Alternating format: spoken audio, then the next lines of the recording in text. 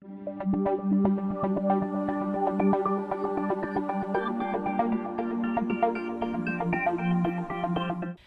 are now finally to the point where we're going to learn how to add and subtract fractions that have different denominators. So we've got to go through the procedure or the rule. I have up in my notes, which I'm going to show you, the actual procedure, which is written in song form, which says, adding fractions easy as can be, all you need is an LCD. That means before you ever add or subtract a fraction, you have to make sure you have the same denominator. Now, if you do not have the same denominator, you're going to have to change it. So if you change the denominator, you have to make them common. Then you must change the numerator. That means you're going to have to make equivalent fractions. So we got to know how to get an LCD, then we're going to know how to make equivalent fractions. Once you do all that, then we're back to where we started. Write the bottom, collect the top, reduce the fraction, then you stop. So we're going to walk you through the process. We're going to look at our class notes. We're going to look at example 2, the algebraic one, and we're going to discuss that. That has both adding and subtracting.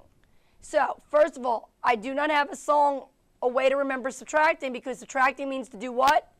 Add the opposite. So let's go up to the board and let's do some work here. So subtracting means to add the opposite. We're going to change this to addition, and we're going to make opposite the numerator. That negative floated to the top, and that's why we have a -2. Adding fractions easy as can be, all we need is an LCD. That's your checkpoint. Do you have the same denominator? No. We need an LCD. So we have to come over here to the side and we have to think about this. What is the common denominator of 4a, 3a, and 6a? The other day we worked this out step by step. We said, okay, if you can't look at it, you get everything down to the lowest terms. 4 is 2 times 2 times a. That's what 4a is. 3a is 3 times a. 6a is 2 times 3 times a. So we talked about the process to get a least common denominator. You get all the denominators in lowest terms, and then you take the most of every prime piece, term. Don't take all of them. So 2 2's, no 2, 1 2. I need 2 2's.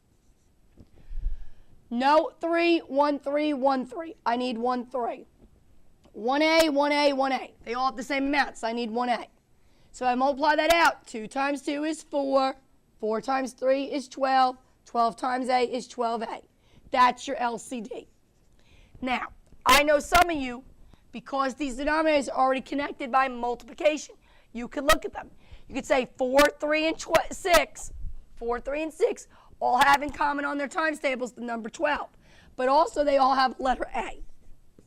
And that's acceptable. If you can do it in your head, great. If you cannot, you have the work. Now the rule is, once you change the denominators, you have to change all these numerators. They're not going to stay the same. You're about to make equivalent fractions. So again, how do you do this? You do this by multiplication. How does a 4a become a 12a? Well, look, the a is already there. What you did is you multiplied 4 to something to make 12. You multiplied by 3. Well, if you do the denominator by 3, to balance it out, you got to do the numerator by 3. So our new numerator is 3 times 3, which is 9. How does a 3a become a 12a? Well, the a was already there. So 3 times what is 12? That's 4. So we're going to multiply our numerator by 4. -2 times 4 is -8. How does a 6a become a 12a? 6 times 2 would make the 12, and you already got the a. So now our new numerator is 2.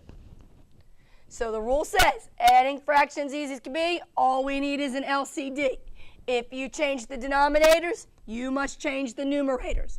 Now you write the bottom. When we add fractions, we keep the denominator the same. What do you collect? The top. 9 plus -8 is 1. 1 plus 2 is 3. Once you get here, what does this bar mean to do? It means to reduce, which is division. Can 3 divide into 12? Yes. How many times? 4. 3 divided by 3 is 1. 3 goes into 12 4 times. Do you need to write a 1 in the numerator? Yes. What's in the denominator? 4a. So the rule is exactly what the song says. You have to add things that are alike, which means you need to make a common denominator first. Once you change those denominators to be the same, you change the numerators. You make equivalencies. Then you could go through the process of adding the numerators and then reducing. Okay, let's look at another example in our notes. So if you go to your notes, let's look at example 3. Okay, that one's short and sweet. But again, it's the concepts. Now, the problem is in algebra, the directions are no help. All your directions say to do is simplify. Simplify means do the operation you see. So you've got to be able to look at this and know I'm asking you to add 2 fractions. And that means then you've got to know the whole procedure. So again, adding fractions, easy as can be. All you need is an LCD. So I see add, which says, ooh, these denominators have to be the same first. They're not the same. So now we're going to figure out what the LCD is. So we're going to go to the side. 5y cubed. Well, 5 is prime. It's in lowest. Y cubed is y times y times y. 3y squared. 3 is prime. It's in lowest. Y squared is y times y. So to get the LCD, we want the most of every prime piece. So starting with the numbers, we need the number 3. We need the number 5. But then when it comes to the y's, we don't want all 5 y's. We want who has the most. There's 3 y's here and there's 2 y's here. Who has the most? The 3 y's. So the LCD here is 15y cubed. Now, some of you can do that in your head, and that would be great. Some of you could look up here and say, okay, because these denominators are connected by multiplication, I know 5 and 3 have on their times tables the number 15. If I want the most, who's there more of? Y cubed or y squared? There's 3 y's here, there's 2 y's here. I want the most, I want 3 of them. And that's fine. But if you cannot do it in your head, you have your process. Once you change the denominators, you must change the numerators. Here's where equivalency comes in. How do you make a 5y cubed become a 15y cubed? Well, the variables stayed the same. What changed is the 5. The 5 became a 15, so you multiplied this by 3, which means you're going to multiply your numerator by 3. What's x times 3? That's right, it's 3x. We're going to do the same thing here. I have 3y squared. What do you multiply to make a 15y cubed? Well, 3 times what is 15? 5. Y squared to make a y cubed, you had to multiply by y. So that works. 3 times 5 would be the 15. Y squared times y would be the y cubed. So now you do the same thing to the top. What's 2 times 5y? 10y. So all we've done right now is make a common denominator, so now we can add. So the rule is we write the bottom, we collect the top. Here's where the problems come in. What does collect mean to do? It means to add. To add, you must have terms that are what? Alike. Is a 3x just like a 10y? Can you add an x to a y? Can you make that 13xy? No, you cannot. They're not alike. So we're way back now to chapter 12. We're going back to basics. If we can't add these terms because they're not alike, we list them in order. 3x plus 10y. What you've done is you went from having 2 separate fractions to having 1 fraction. There's only 1 bar here. This is 1 fraction. So that's good. You took the 2 and added them. You put them together to make 1 fraction. Now this bar means to do what operation? Division. The problem again is going to be carelessness. Do not think when you get to this division bar, you forget your rules. To divide, you have to be connected by what operation? Multiplication. This is multiplication, but this is not in the numerator. So you cannot divide the 10 with the 15. This is not multiplication. Now the question is, can you make it multiplication? Can you factor? Is there a GCF? No. Is it difference of perfect squares? No. Is it a trinomial? No. So that means this is the answer in lowest terms. So you're using everything you've learned from chapter 12, 13, and 14 in this one example. Okay, let's try one more. So let's look at our class notes. And let's look at example 5. Okay, example 5 has two fractions. Again, in this whole chapter, everything has two fractions. So you really have to pay attention to what I'm asking you to do. I have 7 over 2x, and I'm asking you to add it to 2 over x plus 1. So again, we have to go through concepts. Okay, you have to understand concepts here. I'm asking you to add. Add means you need to be alike. In fraction world, what has to be alike to add? The denominators, because they have to be divided in the same size piece. If the denominators are not alike, you have to make them alike. So these are not alike, we need an LCD. So 2x, can I reduce that, or is that in lowest terms? Well, 2 is prime and x is prime. That denominator is in lowest terms. X plus 1, again, is in lowest terms. But you can't separate this number and this variable, because it's connected by addition. So that's got to stay in parentheses. It's different than this. This is connected by multiplication. You can separate the 2 from the x. So to get the LCD, I need all the prime pieces.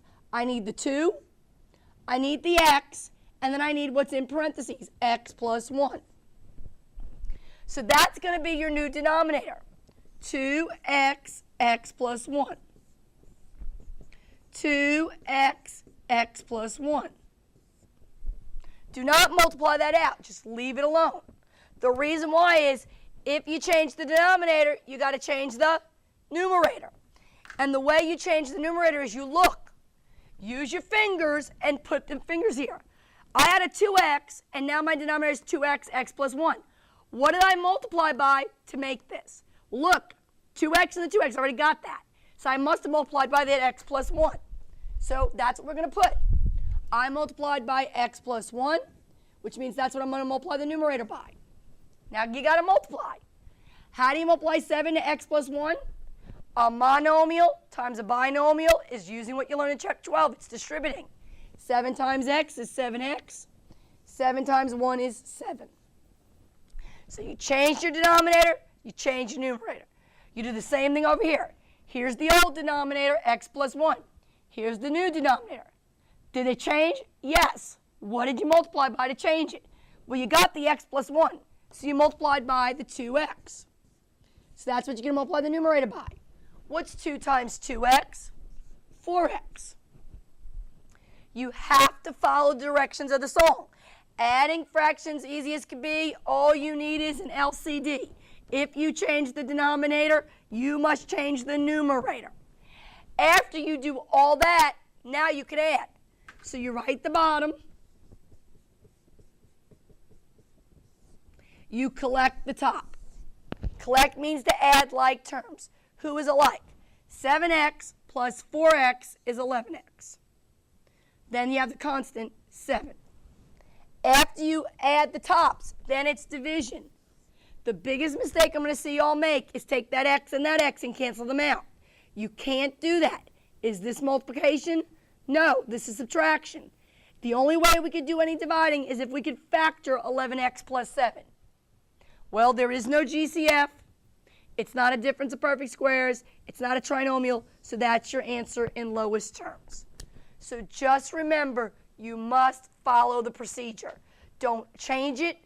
Don't make your own rules up. Follow the procedure. Get a common denominator, change the numerators, write the denominator, put together the numerators, and at the very end is division, factoring. Okay, see you in the next video.